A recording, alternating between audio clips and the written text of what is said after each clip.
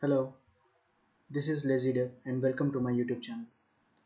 In the last video, we have learnt about how to implement our first HTTP GET endpoint.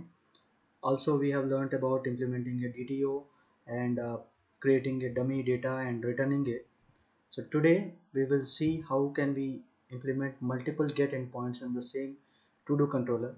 Also, we will see how can we implement HTTP post and HTTP put. So let us start with adding one more HTTP GET endpoint.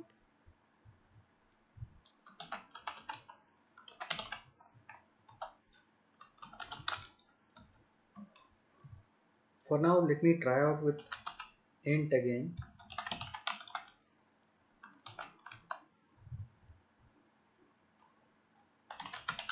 Return 1.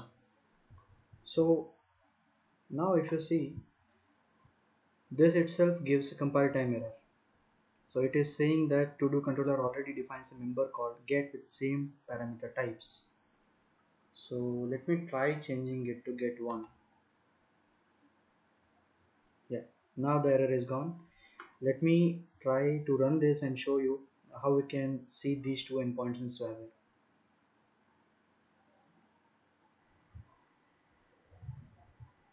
So now if you see, Swagger is giving us an error.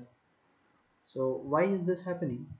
This is because from compiler's perspective, these are two different methods with two different names, but there is no specific route given to these two.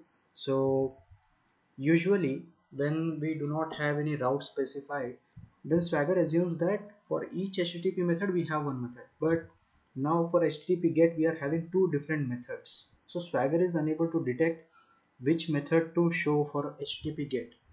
So in order to let Swagger distinguish between these two methods, we need to add another attribute named as route. So let me show you that quickly.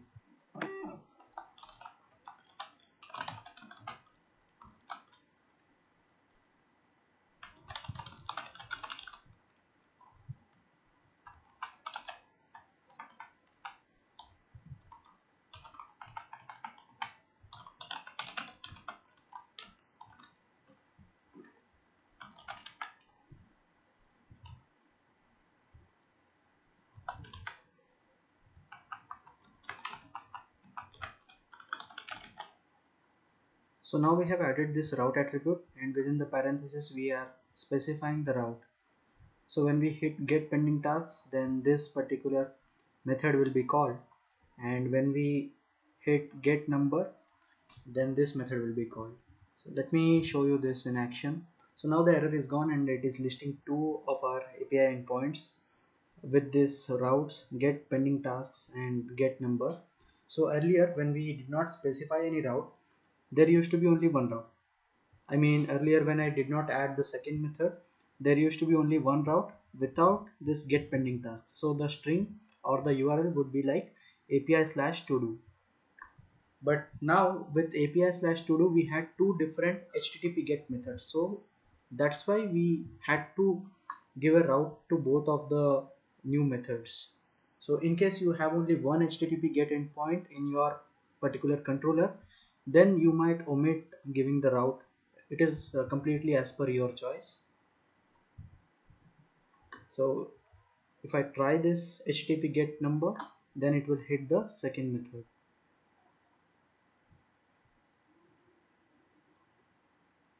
And yes, it is giving us 200 OK response with the response body as 1.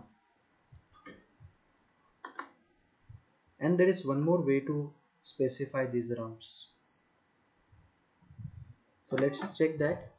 In case you feel that there are too many attributes on my method, then you can club HTTP method and route into one.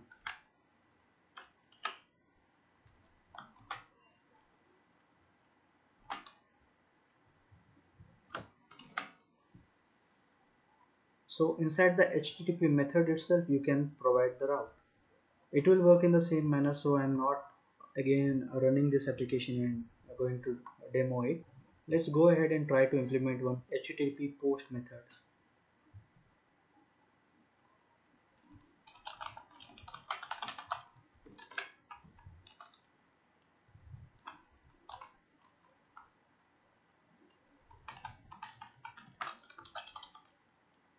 can name this as add task.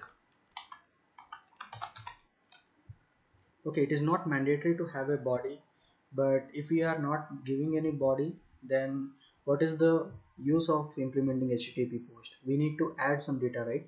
So in order to add some data, we need to accept the data from the request.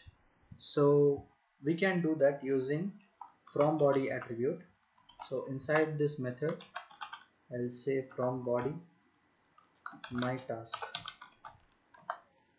I want to add a task to my list, so let me accept an object of type my task. I'm copying creation of dummy data. Let me rename this as request.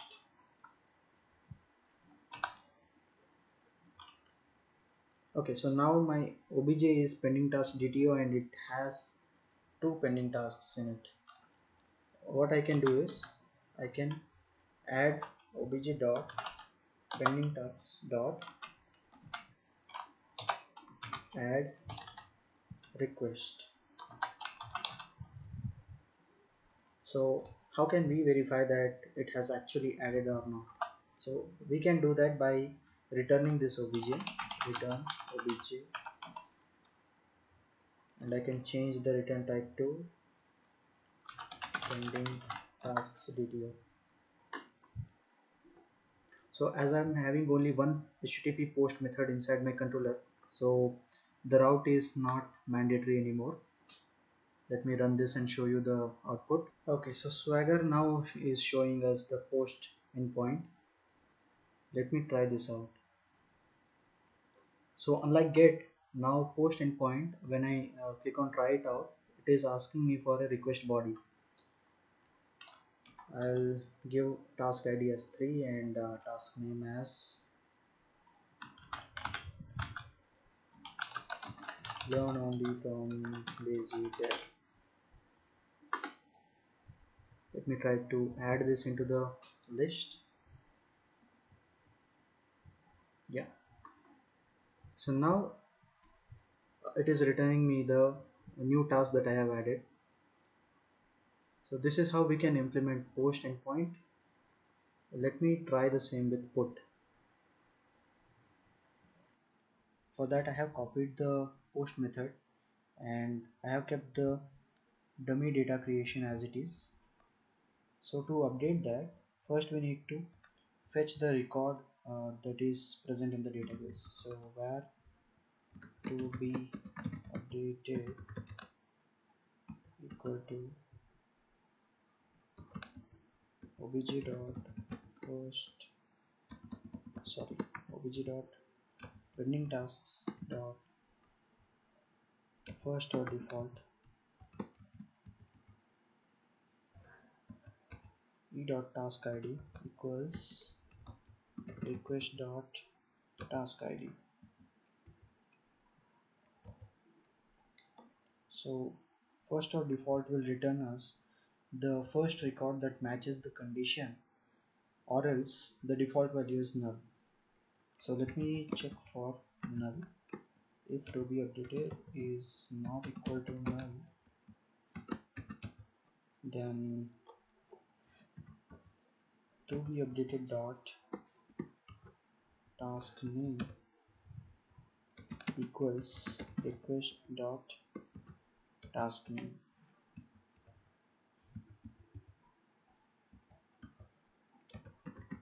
and return obj.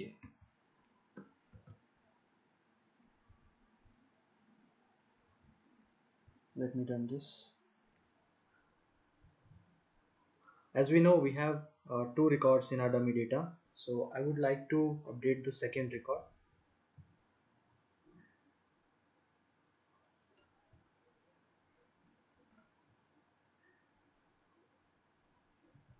Let me execute this, and yeah, here is the response, and we can see the second task name is updated to test. If I try to update the first task with test1,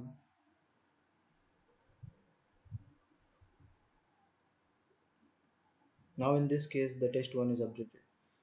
uh, Please note that the earlier update which was done on the second task is no longer persisted, because every time we are hitting the API we are creating a new record, so a new dummy data. So we have freshly created the dummy data with the two tasks, and the first one had learn .NET Core from the lazy dev, and the second one had learn Angular from the lazy dev. In the first request we have updated the second task, and in the second request we have updated the first task. So yep, that's pretty much about HTTP put as of now. Let me show the example of HTTP delete as well. And this time we don't need the entire body as we are not updating anything. We can delete a record just with the help of ID. So this time I would like to receive the ID from query string.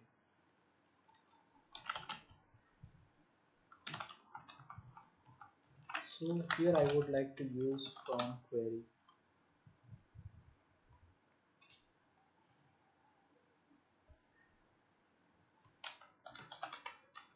So to remove the code we first need to fetch the record, because remove accepts the particular object that has to be deleted. So uh, let me first fetch the record.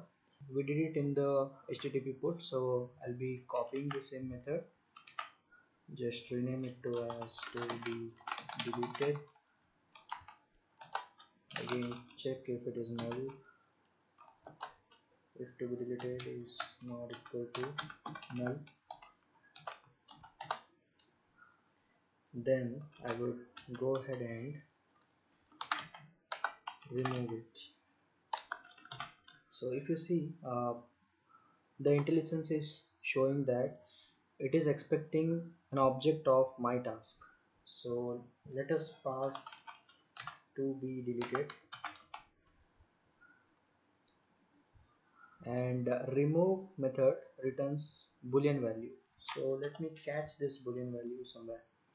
So for catching that, let me create bool is deleted, initially set to false.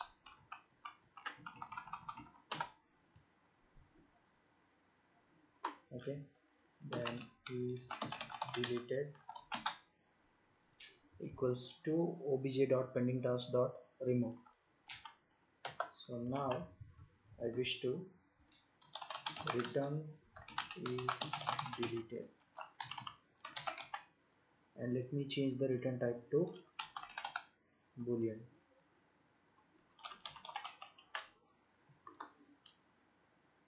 Okay, now let's run our code and see it in action.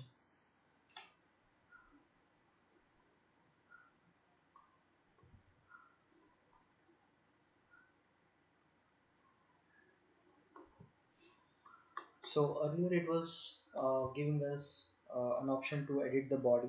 So now as I have mentioned it that I'm expecting ID from query parameter, so it has given me this field to enter the ID. So let me enter ID number 2 and execute it. Yeah, the response is true. So we do not have any ID with 3, right? So let me try with 3. It should give us false.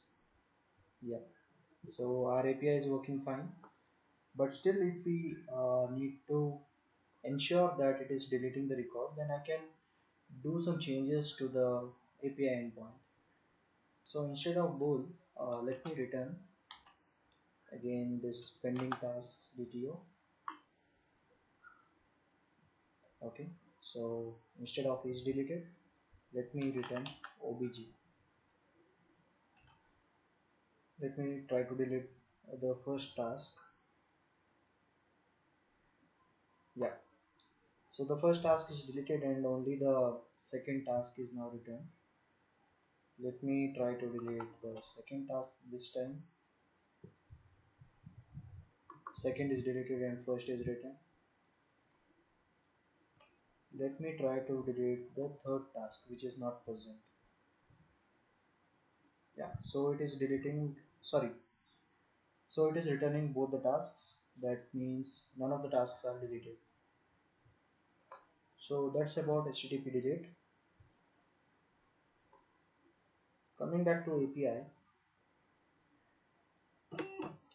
so now we have implemented all four HTTP methods: the get, put, post, and delete. So mostly these are the four HTTP methods that are used in the project development. That's it for this video. In the next video, we will be learning about how to handle the error scenarios. So we will be looking at model state validation in the next video. Also, we will be talking about how can we return different error responses. Like we always see 200 OK response. The plan is to implement 400 or 201 created, 204 no content, and maybe 500 error as well. So how can we throw these status codes from our API code? So these are the topics for the upcoming video. Until then, keep learning. Don't be a lazy dev. Thank you.